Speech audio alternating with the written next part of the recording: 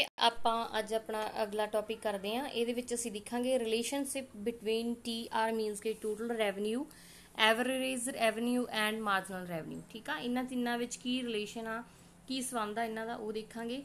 Quantity solved ਲਿਖੀ ਹੋਈ ਹੈ, ਮੀਨਸ ਕਿ ਅਸੀਂ ਜਿਹੜੀਆਂ ਵਸਤੂਆਂ ਵੇਚੀਆਂ। ਟੋਟਲ ਰੈਵਨਿਊ ਜਿਹੜਾ ਸਾਨੂੰ ਉਹਦੇ ਤੋਂ ਪੈਸਾ ਮਿਲਿਆ ਵੇਚ ਕੇ। ਠੀਕ ਆ, ਐਵਰੇਜ ਰੈਵਨਿਊ ਸਾਡਾ ਜਦੋਂ ਅਸੀਂ ਟੋਟਲ ਰੈਵਨਿਊ ਨੂੰ ਕੁਆਂਟਿਟੀ ਨਾਲ ਡਿਵਾਈਡ ਕਰ ਦਿੰਦੇ ਆ, ਮੀਨਸ ਕਿ ਸਾਡੀ ਇਹ ਵਾਲੀ ਅਮਾਊਂਟ ਨੂੰ ਜਦੋਂ ਅਸੀਂ ਇਹਦੇ ਨਾਲ ਡਿਵਾਈਡ ਕਰ ਦਿੰਦੇ ਆ ਤਾਂ ਉਹ ਸਾਡਾ ਕੀ ਆ ਜਾਂਦਾ, ਐਵਰੇਜ ਰੈਵਨਿਊ। ਤੇ ਮਾਰਜਨਲ ਰੈਵਨਿਊ ਸਾਡਾ ਕੀ ਆ ਜਾਂਦਾ, ਅਗਲੀ ਯੂਨਿਟ ਵਿੱਚੋਂ ਜਿਹੜੀ ਜਿਵੇਂ 20 ਵਿੱਚੋਂ 10 ਲੈਸ ਕਰਕੇ 30 ਵਿੱਚੋਂ 20 ਇਸ ਤਰ੍ਹਾਂ ਕਰਕੇ ਇਹ ਸਾਡੀ ਐਵਰੇਜ ਰੈਵਨਿਊ ਆ ਜਾਂਦੀ, ਮਾਰਜਨਲ ਰੈਵਨਿਊ ਆ ਜਾਂਦੀ ਹੈ। ਓਕੇ ਜੀ, ਹਾਂਜੀ। ਇਸ ਤੋਂ ਅੱਗੇ ਟੇਬਲ ਸਾਨੂੰ ਇਹ ਕਲੀਅਰ ਹੁੰਦਾ ਵਾ TR increase at constant rate. ਜਦੋਂ ਸਾਡਾ ਜਿਹੜਾ TR ਆ ਉਹ ਇੱਕ ਕਨਸਟੈਂਟ ਰੇਟ ਤੇ ਇਨਕਰੀਜ਼ ਹੁੰਦਾ ਤਾਂ ਜਿਹੜਾ ਸਾਡਾ AR ਆ ਤੇ MR ਆ ਉਹ ਕੀ ਆ, ਕਨਸਟੈਂਟ ਰਹਿੰਦਾ। ਬਿਕੋਜ਼ ਇਹਦੇ ਵਿੱਚ ਜਿਹੜਾ ਚੇਂਜ ਹੋ ਰਿਹਾ ਬੇਟਾ ਉਹ ਇਕੁਅਲ ਆ। ਠੀਕ ਆ, ਤਾਂ AR ਇਕੁਅਲ MR ਸਾਡਾ ਕੀ ਹੈ 10। This point of relationship between TR AR MR can be explained with the help of figure. ਜਿਹੜੀ ਸਾਨੂੰ ਅੱਗੇ ਫਿਗਰ ਗਿਵਨ ਹੋਊਗੀ ਉਹਦੇ ਰਾਹੀਂ ਅਸੀਂ ਇਹ ਦੱਸਾਂਗੇ, ਜਿਹੜੀ ਕਿ ਸਾਡੀ 25 degree straight line sloping upward means ਕਿ ਉੱਪਰ ਨੂੰ ਜਾਂਦੀ ਹੋਈ 45 ਡਿਗਰੀ ਦਾ ਕੋਣ ਬਣਾਉਂਦੀ ਹੋਈ ਜਿਹੜੀ ਸਾਨੂੰ ਦਿਖਾਈ ਦਿੰਦੀ ਆ।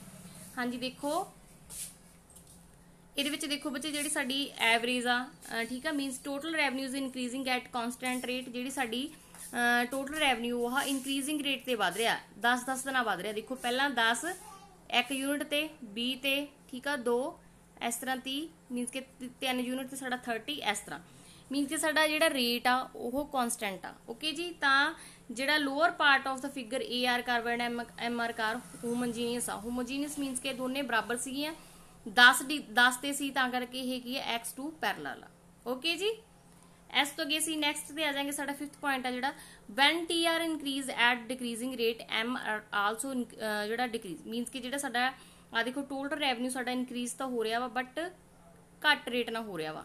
ਠੀਕ ਆ, ਜਿਵੇਂ 10 18 24 28 ਇੱਥੇ ਮਤਲਬ ਕਿ ਵੱਧ ਰਿਹਾ ਵਾ ਬਟ ਡਿਕਰੀਜ਼ਿੰਗ ਰੇਟ ਨਾਲ ਵੱਧ ਰਿਹਾ। ਤਾਂ ਇਹਦੇ ਉਲਟ ਜਿਹੜਾ ਸਾਡਾ ਕੀ ਆ ਐਵਰੇਜ ਰੈਵਨਿਊ ਹੋਊਗਾ ਉਹ ਵੀ ਸਾਡਾ ਕੀ ਆ ਡਿਕਰੀਜ਼ਿੰਗ ਰੇਟ ਤੇ ਹੋਊਗਾ, ਬਟ ਜਿਹੜੀ ਸਾਡੀ MR ਹੋਊਗੀ ਉਹ AR ਤੋਂ ਜ਼ਿਆਦਾ ਤੇਜ਼ੀ ਨਾਲ ਘਟਦੀ ਹੋਊਗੀ। ਠੀਕ ਆ, ਤਾਂ ਇਹ ਦੇਖੋ ਇਹਦੇ ਵਿੱਚ ਇਹੀ ਸਾਨੂੰ ਦੱਸਿਆ ਹੋਇਆ ਵਾ ਟੇਬਲ ਨੰਬਰ 3 ਚ। TR increase at decreasing rate, AR and MR decrease in such situation MR decrease in more than decrease in AR means ਕਿ MR ਚ ਜ਼ਿਆਦਾ ਗਿਰਾਵਟ ਆਉਂਦੀ ਆ AR ਨਾਲੋਂ ਘੱਟ। ਠੀਕ ਆ, ਇਸ ਤੋਂ ਅੱਗੇ ਸਾਨੂੰ ਫਿਗਰ ਨਾਲ ਐਕਸਪਲੇਨ ਕੀਤਾ ਹੋਇਆ। ਦੇਖੋ ਸਾਡਾ ਜਿਹੜਾ ਵੱਧ ਰਿਹਾ ਵਾ, ਠੀਕ ਆ, ਟੋਟਲ ਰੈਵਨਿਊ ਇਨਕਰੀਜ਼ ਹੋ ਰਿਹਾ ਵਾ ਇੱਕ ਪੁਆਇੰਟ ਤੇ ਜਾ ਕੇ ਕੀ ਆ ਇੱਥੋਂ ਬਾਅਦ ਇਹ ਘਟਣਾ ਸ਼ੁਰੂ ਹੋ ਜਾਂਦਾ। ਠੀਕ ਆ, this point of relationship between TR AR and MR can also be explained with the figure of number 3।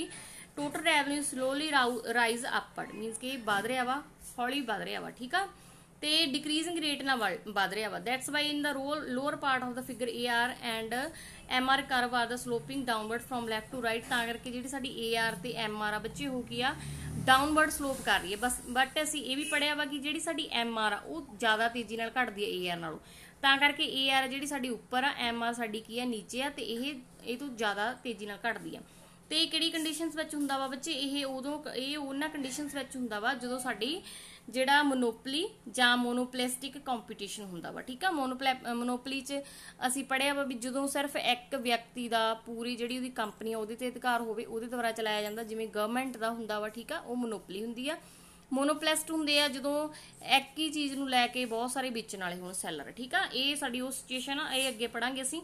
when TR is maximum MR is equal to 0 means ਕਿ ਜਦੋਂ ਸਾਡਾ TR ਮੈਕਸਿਮਮ ਹੁੰਦਾ ਵਾ ਤਾਂ ਜਿਹੜੀ ਸਾਡੀ MR ਹੁੰਦੀ ਆ ਉਹ equal to 0 ਹੋ ਜਾਂਦੀ ਆ। when TR falls MR is negative but AR is always positive and it is never 0 to negative। this can be explained with the figure of 4 means ਕਿ ਜਿਹੜੀ ਸਾਡੀ TR ਆ ਉਹ ਜਦੋਂ ਮੈਕਸਿਮਮ ਹੁੰਦੀ ਆ, ਦੇਖੋ TR ਸਾਡੀ ਮੈਕਸਿਮਮ ਆ ਪੁਆਇੰਟ ਤੇ ਜਾ ਕੇ ਇਸ ਤੋਂ ਬਾਅਦ ਇਹ ਨੀਚੇ ਨੂੰ ਹੋਣਾ ਸ਼ੁਰੂ ਹੋ ਜੂਗੀ। ਠੀਕ ਆ, ਇਹ ਪੁਆਇੰਟ ਤੋਂ ਸੈਚੂਰੇਸ਼ਨ ਪੁਆਇੰਟ ਆ ਜਾਂਦਾ ਵਾ। ਤਾਂ MR ਸਾਡੀ ਕਾਹਦੀ ਇਕੁਅਲ ਹੁੰਦੀ ਆ 0 ਦੇ। ਠੀਕ ਆ ਜੀ, ਬਟ ਜਿਹੜੀ ਸਾਡੀ AR ਆ ਮੀਨਸ ਕਿ ਜਿਹੜਾ ਸਾਡਾ ਐਵਰੇਜ ਰੈਵਨਿਊ ਆ, ਹਨਾ, ਜਿਹੜਾ ਆਪਾਂ ਮੰਨਿਆ ਪ੍ਰਾਈਸ ਤਾਂ ਆਪਾਂ ਕਦੇ 0 ਨਹੀਂ ਕਰ ਸਕਦੇ। ਪ੍ਰਾਈਸ ਜਿਹੜਾ ਸਾਡਾ ਉਹ ਕੀ ਆ ਕਦੇ ਵੀ ਨੈਗੇਟਿਵ ਨਹੀਂ ਹੋਊਗਾ। ਠੀਕ ਆ, ਤਾਂ ਦੇਖੋ ਸਾਡਾ ਟੋਟਲ ਰੈਵਨਿਊ ਸਾਨੂੰ ਗਿਵਨ ਇੱਕ ਪੁਆਇੰਟ ਤੇ ਜਾ ਕੇ ਦੋਨਾਂ 30 ਹੋ ਗਿਆ ਮੀਨਸ ਕਿ ਅਸੀਂ 5th ਯੂਨਿਟ ਤੇ ਵੀ ਸਾਨੂੰ ਉਨਾ ਹੀ ਰੈਵਨਿਊ ਆ, 6th ਯੂਨਿਟ ਤੇ ਵੀ ਉਨਾ ਹੀ ਆ।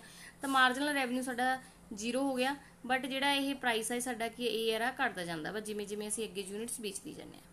ठीक है बच्चे, आई होप बच्चे ਜਿਹੜਾ ਤੁਹਾਨੂੰ ਇਹ ਕਨਸੈਪਟ ਕਲੀਅਰ ਹੋਊਗਾ। ਕੱਲ ਦੇ ਵੀਡੀਓ 'ਚ ਅਸੀਂ ਆਪਾਂ ਅੱਗੇ ਕਨਸੈਪਟ ਕਰਾਂਗੇ, ਦੇਖਾਂਗੇ। ਓਕੇ ਜੀ।